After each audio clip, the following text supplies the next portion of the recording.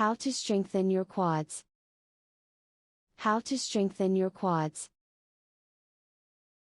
How to strengthen your quads. The functional quadriceps muscle is the backbone of the extensor mechanism in the knee, which involves 4 muscles to extend the leg. Without a functional quad, athletes cannot produce the force necessary to extend the leg. This can lead to severe injuries or even paralysis. A functional quad is vital to the success of sports like basketball, where repetitive landing and jumping is required. But what can you do to help the function of your quads? Functional quadriplegia is not a real form of paralysis. It is an inability to move resulting from a medical condition that limits a person's ability to move. Symptoms can include a severe weakness caused by multiple sclerosis, or even end-stage dementia.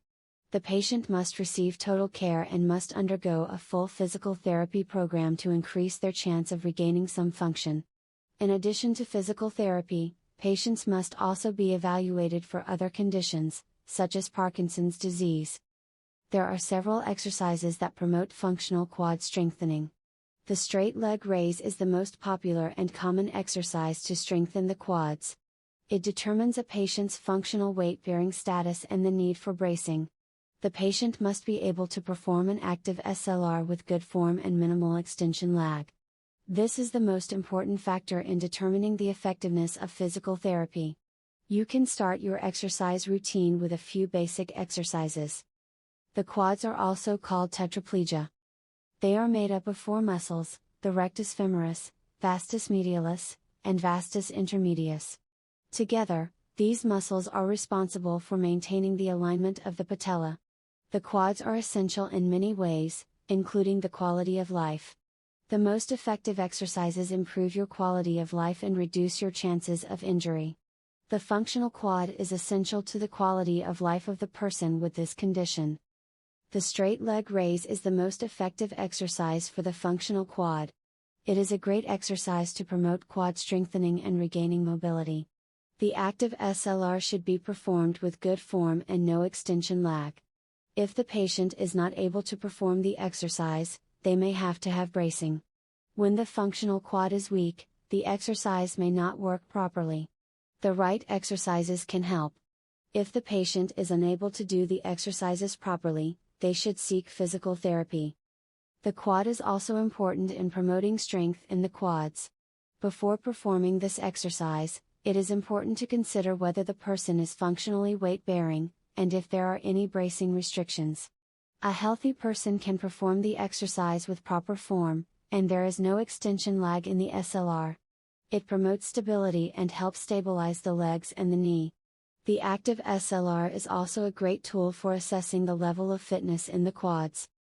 In order to code for functional quad strength, the primary physician must confirm the patient's weight-bearing status. The primary physician should code any bracing restrictions for the patient to be able to perform the exercise. In addition to the functional quadriplegia, it is important to check for any other medical conditions and limitations. The symptoms of the condition should be assessed and addressed by a doctor. The first step in the treatment process is to establish the diagnosis of the condition.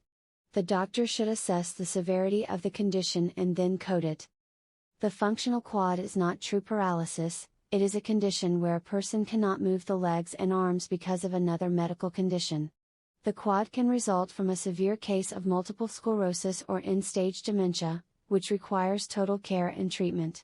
It is important for patients to understand the role of the quadriceps in a normal daily life. It is vital for a patient to know the limitations of the quad. A functional quad has a significant impact on everyday activities. The quads are responsible for extending the knee. A functional quad has a high degree of immobility. The amputation of a leg or a limb can result in a total loss of mobility. However, if the condition has been attributed to a spinal cord injury, it should be coded as a major comorbid condition. A patient should be able to perform the active SLR with good form, and have no lag in extension. Read this: what does functional quadriplegia mean? Functional quadriplegia, quadriplegics, quadriplegics.